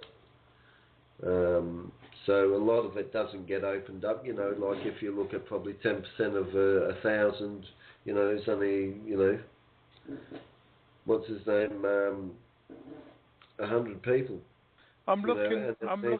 That's up to them to get back to you. You know what I mean? I mean, a lot of them will just ignore it anyway, Andy. You know, turn a blind eye to it. You know, because a lot of people don't want to know the truth. You know, they've got money. They go forward in their lives. They've got money. They're not worried about anybody else. But I'd like people to think about just even take 1 hour of their day and just think about somebody else and, you know, donate something to the charity for the kids. Yeah, and also if they can just up the notch a little bit, you know, ordinary people just Google child stealing by the state, forced adoptions, legally kidnapped as well. You know, just Google that, get your education in. Google, you know, childrenscreamtobeheard.com. Read it, make your own opinion. Nobody wants you to believe it unless you've researched it and you want to believe it. I ask people, you know, who's writers, let's write about it. People who painting, let's paint about it. People who's got videos, you know, let's video about it more. And also there's another thing I was thinking of earlier. You know, we've got, obviously to the conference, we've got Tim is definitely coming. Michael, let's hope you're coming, because me, you, Stan, Maggie, we're going to have a big group hug with Tim. But I've just thought of something. There's one thing missing out of all this, and we need a drama group. Why can't they do a play on what's happening at the moment? And I bet this is where Maggie's going to probably already seen it and done it, or we need a play. I think they've already got a play, haven't they? It's called Oliver, wasn't it? Oliver, that was all about paedophilia, wasn't it? Possible. Yeah, well, then what's his name? We need a film. We need a film. Never mind about a play in the West End. You guys would be very good doing a film because you all talk well, and Stanley can do the filming. Well, the play, Maggie, is a little bit more realistic, whereas a film, you need lots of stuff. A play, you can get a drama group to do a play virtually for nothing. I mean, just even if they donated the time to it, Andy. Yeah, you know, that's what I mean, that's what it takes. It just takes a little bit of time from everybody to give a little bit of time, and you'll see a change. You know what I mean? But I mean, you know, we need the people to come forward who are willing to make a change. We also need to bring down all the paedophiles in Parliament first. Yeah, well, there's plenty of them around, so, you've got to sort of stand up against them and, make them known to other people. Well, actually, Michael, let's turn a little bit and onto Stan now, because Stan's he made the effort to come along. We can do a little sing-song a little bit later, or whatever we're going to do with the ukulele. Yeah. But, Stan's a good example of what's going on around here. Cornell came on about his kids and my kids and so on and so on. But Stan, he's being butchered, medically to shut up, But that's what's happened. That's what happens. Maggie gets $1 million stolen. Stan gets his health nearly sort of sorted. They're getting back at us, but we need to fight harder, don't we, Stan? Yeah. Yeah, definitely. Yeah, they really done me up like a kipper, I've mentioned it on your show before, but I had some surgery. It was deliberately done wrong, in a sense. I had a ruptured clavicle. When I had it operated on, they removed half my shoulder without telling me. And then they did a character assassination on me, and then they refused me any treatment to get it corrected. And this has been going on now for 14 years. Oh, because you sort of wanted to complain, didn't you? Well, because I stood up to the treatment I was getting in the beginning, and that you make a complaint and they've got it in for you for the rest of your life. Once they blacklist you, that's it. You're on their list forever. And I'm finding more and more people coming out of the woodwork now who've gone through similar stuff to me. I think it goes back to square one, though. Get rid of the paedophiles, because paedophiles and money, they've got a combination together. Get rid of them, Stan. I think we won't have any more problems. But yeah, the problem is they're running the show, though, aren't they? That's the problem. It's going to take forever to get rid of them. Yeah. And all these poor little babies, Maggie mentioned, months old, are getting raped. And then I'm sure that she's forgotten to mention she saw a child in the public toilets, 5 to 7 year old, with makeup on. I mean, how sick is the UK, guys? Yeah, I was with her at the time when she saw it. When she saw it. Yeah, how sick is the UK though? I mean, it's not. Stanley and I interviewed a lot of people on the streets, and most of them were from care, weren't they, Stanley? Yeah. Yeah, and one girl in a wheelchair, she'd been sexually abused since she was a baby, and they're all nice people. They have to beg for a living. And do you know what? All this bloody homeless bed for the night. If you want a bed for the night, I've already written a blog. It's on our website. If you want a bed for the night, if you don't pay for that bed, then you're going to sleep on the streets. So what is the point of the Salvation Army and the rest of them, who all get grants and hundreds of thousands of pounds a year? Because when you are running a charity, you can put in for your running and capital costs. We can't do that because we cannot find a professional fundraiser who will work on a commission. So we're lost. But all these other charities who run all these shelter and all their hostels for the homeless, unless them kids have got the money to get in there, they've got no bed for the night. And yet these charities who get all the funding for the year to home these people, why are they demanding the money from the homeless? Because it's more money. And if you notice, every Christmas, everybody comes out, all the do-gooders come out, and they want to give all the homeless a Christmas dinner. Then after Christmas, it's piss off, back to the streets, wait till next Christmas, we'll feed you then. That is the system in a nutshell. Yeah. And who put the kids on the street, Stanley, as they all told us? Social services. Yeah. Sorry, Stan, I interrupted you. No, you didn't. You're all right. No, you're good, Maggie. Carry on. No, I'll let Stanley have his say, because he'll nag me tomorrow otherwise. So, there. But it's true. It's all down to money, isn't it? Yeah, going back to that song you played earlier on about the cardboard box, Sandy. Yeah. We actually met that guy, Ben. We found him outside a shop, literally on a cardboard box, literally. And I said to him, I said, I said, how much a day do you get while you're begging? He said, I don't beg.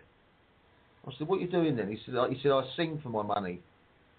I said, well, give us a song then, and I recorded him doing it briefly, and then I later went back and met up with him and went on location round in London with him and got him to do a better version of it, and that's how that song came about. I'll tell you what, Stanley, I always said, he's such a good-looking guy, Michael. He's so beautiful. If only I was 50 years younger. Ha, ha, ha. Yeah, I'd chase him then. I'd go begging with him, I think. Well, that lovely young man and so polite, and yet been abused in the care system. Well, that particular that record and video, Ben sitting on a cardboard box, is on YouTube, and it's really all to do with Stan. If it wasn't for Stan and his skills, you know.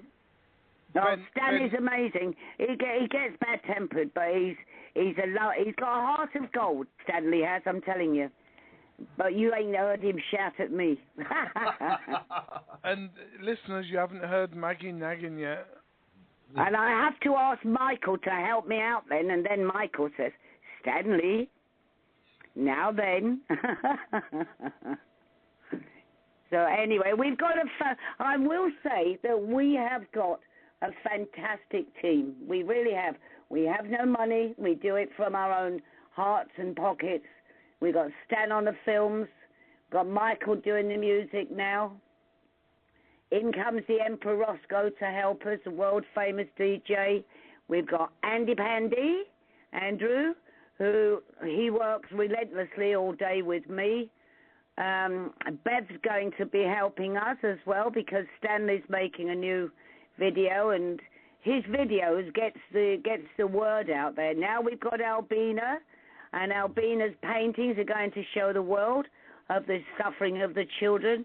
We really do have a very, very good team. And my thanks go to you all. It really does. If I could get my money back that I've been defrauded of, I would take us all out for a meal and fly us to Australia. Oh, I can't do it, Michael. Sorry. No, that's fine. I mean, what's his name? Just meeting you is good enough anyway, Meg. I mean, just talking to you and bringing my eyes to the light of day of what's going on in the world. I can't thank you, enough for what you've made me see, what's going on in the world. I mean, it's a pleasure to spend the time to do the songs, and hopefully we can get the other people in the world to see the daylight through all this. Yeah, that dark side, what they're all in. Michael, and I was fighting the campaign before I met Maggie, and I was going in the wrong direction and meeting people that were just trying to control me, and I'm glad I met Maggie. I don't know how we met now, but we met because of other people's mistakes, and yeah. And I think I introduced people to people, and Maggie introduced me to them, and between us we've got together as a good team, and we owe that to Maggie. Yeah. Yeah. I think it's because I'm just one of the best naggers in the world, and they all go, oh, we'll have to do as she says, because she swears at us. No, Stan's got the right idea. He sounds like an MP. Here. You ain't heard him of a daytime. But is Stan going to play a little bit of harmonica, or why I make a cup of coffee? Because, I mean, it's 7 o'clock now here. Yeah, well, we've got 6 minutes, and the lady will come on and say you've got a minute to go, but we have got a half an hour after if we need to. I just wanted to say I've seen some of those paintings, Andy, and they're absolutely fantastic, aren't they? Yeah, they are. Of course they are. I mean, what's his name? Yeah, they're incredible. You know, like 8 people can get out and, or even if they're on the website and have a look at them. You know what I mean? I mean, because it's just amazing how somebody's just painting these paintings, and it's all true. She is an amazing. I don't like modern art, but Michael, when I saw those paintings, I mean, I really sat and cried. I really did. I thought that it's incredible. We're going to be putting on the first art exhibition in the world, which is telling the story, the true story of our children worldwide, in actual fact. That's right. First time in the world this is going to be done. Really is. And this is why everybody needs to get to that conference on the 27th. Phew, my God. 25th of July, 2014. 25th, sorry. 9 a.m. Well, I'm going to put the kettle on. And, yeah. We're going to listen to Stan, I think. Yeah. See what Stan's got to deliver here. What I was going to say, in 2 minutes' time, we'll get a lady keep saying 1 minute, 2 minute, 3 minute to the end of the show. We have actually got, after that, another half an hour. So the best thing to do, let's play Michael's new song, You're My Lover, and then when that's finished, we'll get Stan to do the harmonica, and then that lady will play during the song. Now, this is a live. It was a live taken just the other night. I just did it live, so it should suit the radio anyway. And yeah, we'll just give it a plug for, hopefully for the radio station. And, Andy, Stan and Maggie, nice talking to you. I'm going to make a cup of coffee while I have a listen to it. Vince, Cornell, nice meeting you, Cornell. Vince, unfortunately, didn't, come on. But yeah, no. All I can say is, before I go anyway, anybody listening or anybody willing to donate either a little bit of time for Maggie or donate £1 towards the safe house would be appreciated. So yeah, all the best to everybody out there, and take care. Come back for the ukulele. I mean the harmonica. Yeah, I am. Yeah, I am. Stan actually came up with a good song title. Actually, it's A Crying Shame. Yeah, no. What's his name? I can play you that song. It's A Crying Shame. It's by Johnny Diesel. Oh, okay then. I didn't realise there was already one out there. Yeah. But you could write another one. Yeah, It's a Crying Shame. That one, Don't You Know It's a Crying Shame, it's called, I think. All right then, I'll just I'll play the record, You're My Lover. Yeah.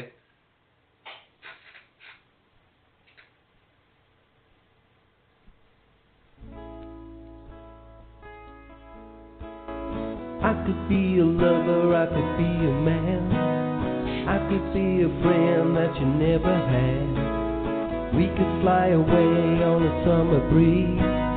Now we're flying high, it's 100 degrees.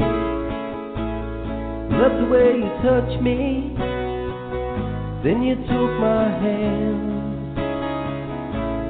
Love the way you hold me in your arms at night.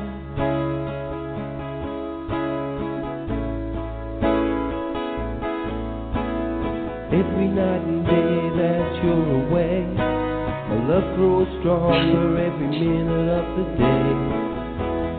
You're my lover, I'm your man. You're my best friend I've ever had. You're my lover, I'm your man. You're my best friend I've ever had.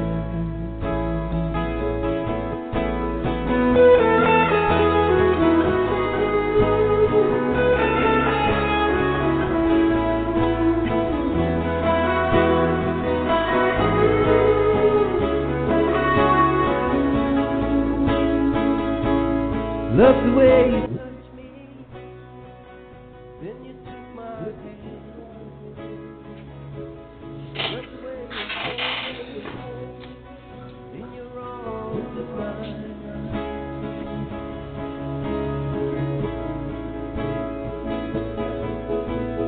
We grow up together, we can get away from this city life that we live today. You're my lover, I'm your man. You're my best friend I've ever had. You're my lover, I'm your man. You're my best friend I've ever had. You're my lover, I'm your man. You're my best friend I've ever had.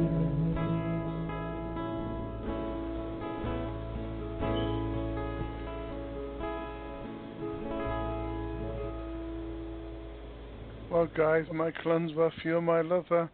I'm just assuming that may be for his good lady Beth, but it could be for any reason. But it's a fantastic record. What do you think, Stan? Yeah, lovely song, mate. I love it.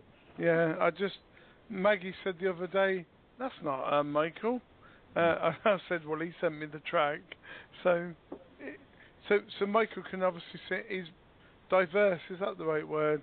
You know, he can do different sort of genres. Yeah, definitely, mate. Maggie, what do you think to that? You're my lover. I heard it actually. Yeah, I heard. Was it yesterday or today, Stan? I heard it. Yesterday. And I didn't think it was Michael because he sounded so differently. But yeah, it is him. I know that. He's got a voice where it just changes. That's all I can say. But it's a lovely song. It's a lovely song. It really is nice. Nice words. Yeah, thanks for that, Maggie. Who's that, Bev or Michael? You know who it is. Don't start that. Where is his voice? He mimics you sometimes, Bev. I know. So have you got your coffee now? Yeah, Bev's just got up at 6 o'clock actually, not 7 o'clock because daylight savings. But yeah, Bev's making a coffee and do you want to speak to Bev, mate? Oh, so no, if she's getting ready for work or something. No, she's not going to work today. Oh, a day off. Yeah, she's got a day off today. Tell her we're still on the radio and Stan's going to come and wake her up a little bit with his tune when Maggie and Bev's had a chat. Yeah, no worries. I'll get Bev now. We've got about 30 minutes maximum. Yep.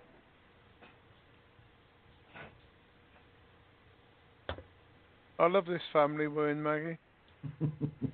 Yeah, it is good, yeah. It's good. I'm seeing Stanley at the end. Am I still seeing you at the end of the week, You are? Stanley? Yes. To do the film? Yes, we are, yes. All right. Oh, there's a very positive. Normally, if I ask him a question about filming, all as I get is, and I say, what's that? Huh? That usually means maybe. Oh, right. Well, that was a bleeding positive yes then. So that's good. He's under pressure. Yes, because I'm on the radio. He's under pressure. Yeah, because I've got so many witnesses, Stanley, now listening in. Yeah, there's no you can't get out of it, you see. Now. Yeah. So, where's Joanne as well? Joanne's just having a little lay down, sleeping. Oh, she's all right, good. She fell asleep about 8:30. Right. Well, I'm nearly asleep myself. I'm waiting for my last phone call of the day to Ron Smith. Oh, is Ron coming Bev will in be then? here in a couple of minutes, Mag. She'll have a word with you. Can we have a listen to this harmonica because I get really excited about this harmonica. Yeah, go on. What's your name? Shall I go for it then? Let's go. I haven't heard an harmonica for a while because I haven't been in the blues festival. So, I mean, I'm sure if he plays harmonica, Stan, I mean, a bit of blues in there.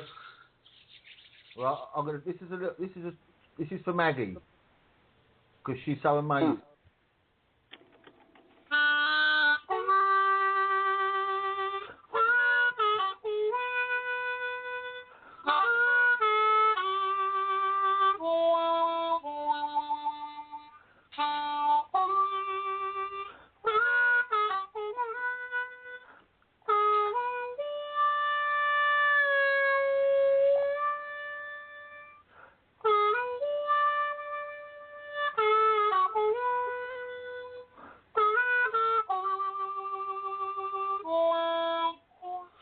Ooh.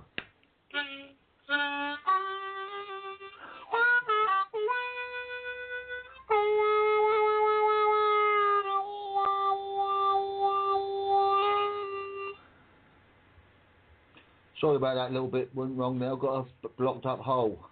No, that's all right. I was just thinking, Maggie. Said the actress to the bishop.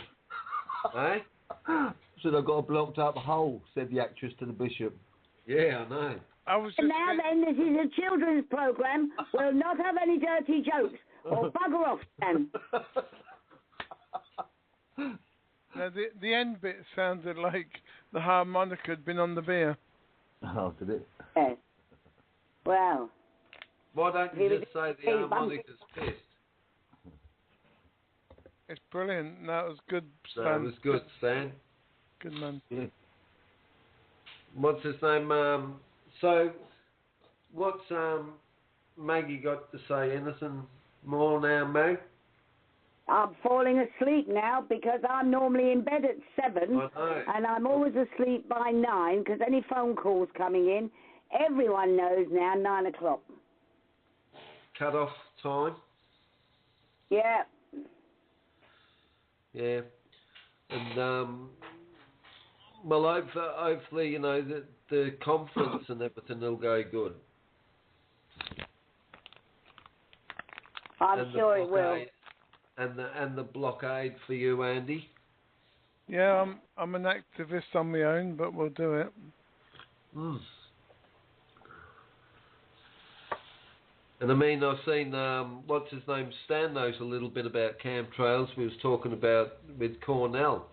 Yeah. He mentioned chemtrails about the chemicals in the air too.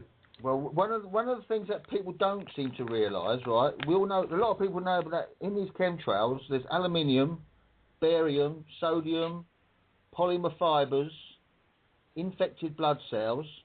But the one thing people don't mention is the cadmium. Now, a friend of mine, he's done some tests. Yeah, we had some chemtrails and it was stuff coming down. He took some tests on it and they proved positive for cadmium, which is highly toxic. Yeah. And that's what they're spraying us with. Now, the blood, the infected human blood cells, I've deducted from. I've studied how they do cloud seeding, right? Now, one of the things that they use to make to do cloud seeding is urine. Yeah. Okay. Now, urine would have blood in it, blood cells. Yeah. So I've deducted from that's why they're finding blood cells in the chemtrails, because they use urine to make it. Yeah.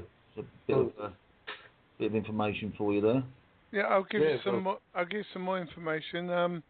Maggie, there's only 62 seats left now out of 180. That's quite good. We've got people coming. What's that for the conference, Andy? Yeah. What happens is put the link out, and they have to put their email in and the phone number. You know, and they have to confirm they're coming. Right. And nearer the time, I'll email everybody and say, are you definitely sure you're coming? You know, to allow other people to come if they change their mind.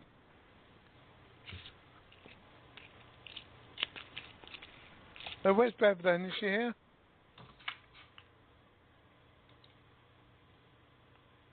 You there, Michael? Yeah. Is Bev here? She's coming in now, I think. Yeah. 2-6. I'm glad I heard your story because it's romantic. You both meeting in St Helens and then ending up in Australia. And I love Bev's accent because she's more St Helens come Australia, but you're more Australia. I can't tell your English accent, Michael, but I can tell Bev's. Can I say something, please? Yes, Wait on, Maggie. Stanley, talking of the chemtrails, I am aware of what's all the chemicals inside and that. But is anybody aware that we now have sort of, God knows how many thousands and thousands, if not millions worldwide, kids suffering with asthma? Absolutely. Your turn, Stanley. Yeah. They're all on inhalers now, aren't they? Well, that's right, and it's very, very dangerous, those inhalers. There's all chemicals into the body, yet again.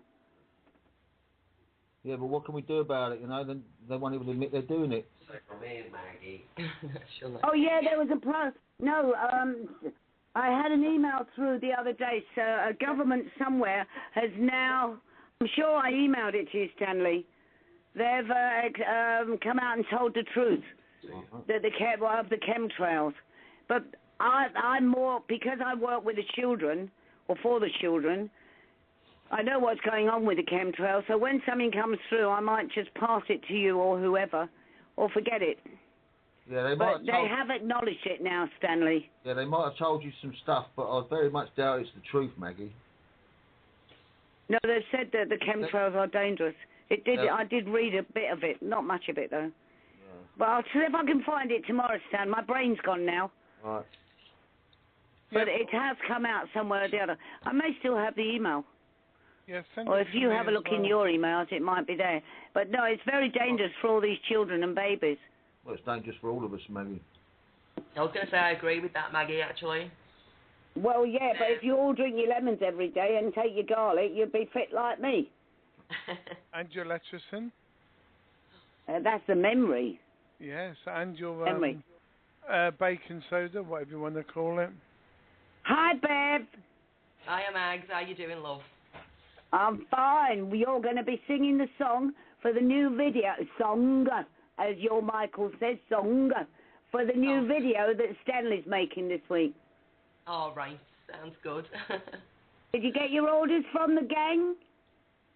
My orders? Not yet. I've just got out of bed. I went to bed early last night, and I think Mike's been up half the night. So I've just got up. I've just had a coffee, and I'm having a coffee. So, right, yeah. Okay. Yeah, well, you're doing it anyway. You've got a lovely voice, Bev.